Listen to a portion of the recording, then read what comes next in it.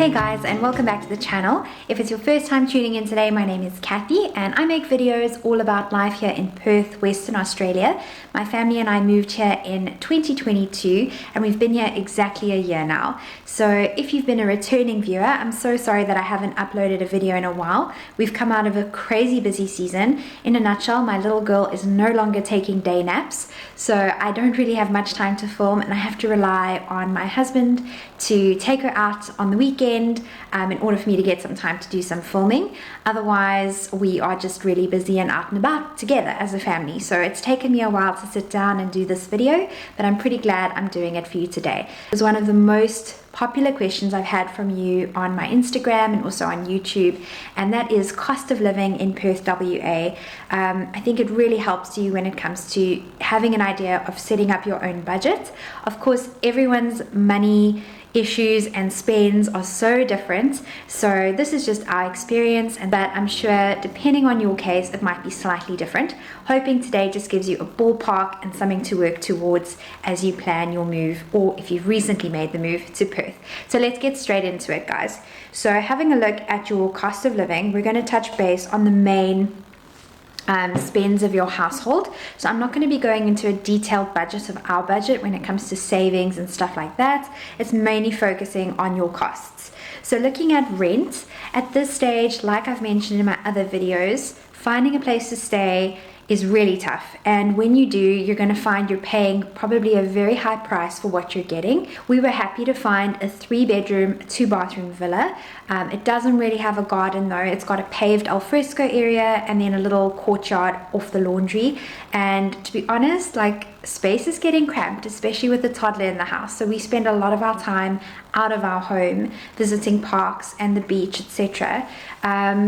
And just keeping an eye out, like looking for new property, is really hard. There are even fewer properties than when we arrived last year.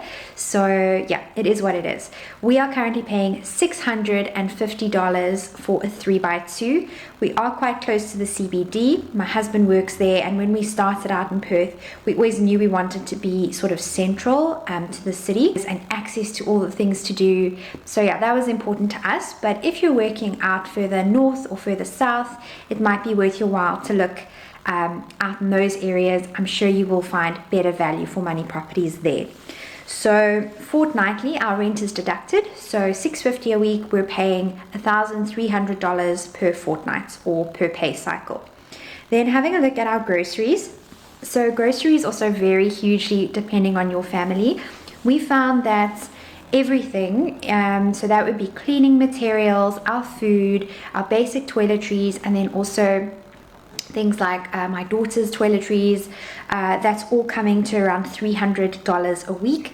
I do most of my shopping at Woolworths, although I do get a few items I've mentioned before from Aldi, like our coffee, and I have seen on a couple of Facebook groups, a lot of people are saying that they are getting way better deals at Aldi. We unfortunately don't have an Aldi close by to us, so it's just not the most convenient place for me to shop. But I'll see how the next couple of months go, and if we really want to start pinching in and saving a couple of more dollars, then maybe it's worthwhile to do one big shop per pay cycle at Aldi. Then having a look at entertainment. So entertainment for us covers everything from coffees out with friends to ordering takeout, or going out on day trips and adventures. So this again varies hugely. We budget at $350 per fortnight. We really just wanted to focus on doing as much free stuff and affordable stuff as we can around Perth. But we find this budget is actually more than enough for us to enjoy like one breakfast out a week and possibly a takeout meal, and then also a fun excursion on the weekend if we want to do something like the zoo or the aquarium. So that's what we're looking at. Then your utilities. So our utilities are, I'm talking about gas, water, and also electricity, as well as internet. So our internet and our gas provider is the same company. We went through AGL. This is often dictated for you depending on your property. Water, we pay our agent directly, so we don't get invoiced by water board, the landlord does. And then our lights, electricity.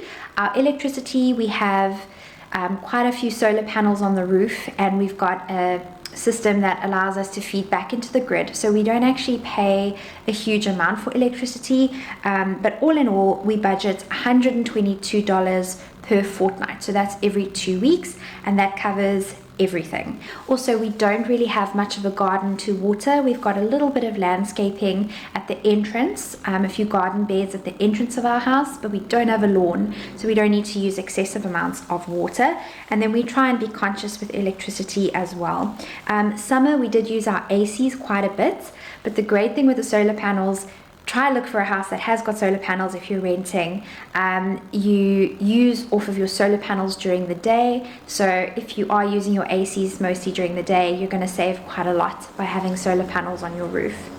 Then looking at fuel, so I have mentioned in my previous videos the best days to fill up are Tuesdays and Sundays, and we really do stick to this rule as far as possible. We budget $200 a fortnight.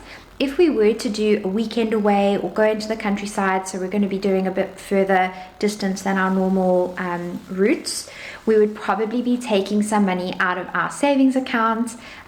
If you follow Barefoot Budget, we use our Smile, which is basically for holidays and sort of bigger spends and errands and getting around. $200 a fortnight works. For medical insurance, so this again comes into play if you're on a non-PR type visa. So we do not have PR, we're on a 482 visa, and we pay $266 per fortnight, and that covers my husband, myself, and our little girl. We're on a mid-tier scheme, so we've got a couple of extras thrown in there, things like physiotherapy, optometry, dentistry, just to help offset those costs. And we're quite happy with that cover. We found it more than enough for the stage of life that we're at. It is quite expensive though, and I will say that there are a lot of co-payments coming from Dubai, where we were on, we were also with Bupa in Dubai, but the cover we had there was just so comprehensive. We did not pay anything. To give you an idea, when I was pregnant in Dubai with my first little girl, we didn't have to pay for our pregnancy vitamins. That was all included as well. So yeah. When it comes to car repayments, so we were fortunate enough to pay cash for our vehicle when we got here. We don't have a monthly repayment on our car. From a bit of research I've done, depending on the car you're looking for, if you're going for sort of family sedan, you might be getting away with around $150 a week. When we were renting a little short-term rental car, which was really small, a little MG hatchback thing, we were paying, I think it was $190 a week, which was just insane. But yeah, we had to do that until our car had arrived on the ship. So there was a car shortage, new car shortage. So we had to wait. We only got our car in, I think, September last year. So yeah. Then public transport. So my husband goes with the bus to the city every day. That's his commute, and he looks at paying $55 per fortnight. Mobile phone contracts, so we're on a pretty basic prepaid plan, but it's $28 a fortnight, and that includes our data and our calls. You also have unlimited calls to Australian numbers, so yeah, I'd strongly recommend that. We're with a Mason and we've never run out of data. How cool is that? I mean, in South Africa, we were constantly having to top up our data packages, but the data lasts really long here. Then gym memberships. So we pay $56 per fortnight, so it's about $28 each. And that is also very dependent on where you choose to go to the gym. My husband's company's got a great health plan, so they actually give you a sort of gym membership that covers a huge variety of leisure centers, which have swimming facilities and then also gym facilities. So we usually make use of those. And then lastly, just basic insurances. So we're looking at about $50 per fortnight. We don't insure absolutely everything. Keep our insurances to an absolute minimum. The basics, obviously like your life insurance and stuff like that, and your vehicle insurance we pay, but we try not to insure absolutely everything. We just prefer to self-insure. So guys, that's pretty much all of it when it comes to cost of living in Perth. Challenge yourself to try and stick to your budget the first couple of months that you're here while you're trying to streamline everything. We would love to be in a position to buy a home one day, but it's just the market is really tough right now, and until we get our PR, we are not going to be paying, we'd have to pay an extra 8% when buying a home, or if we were going to do a land and build option, we'd probably have to pay rent and then still be paying a mortgage.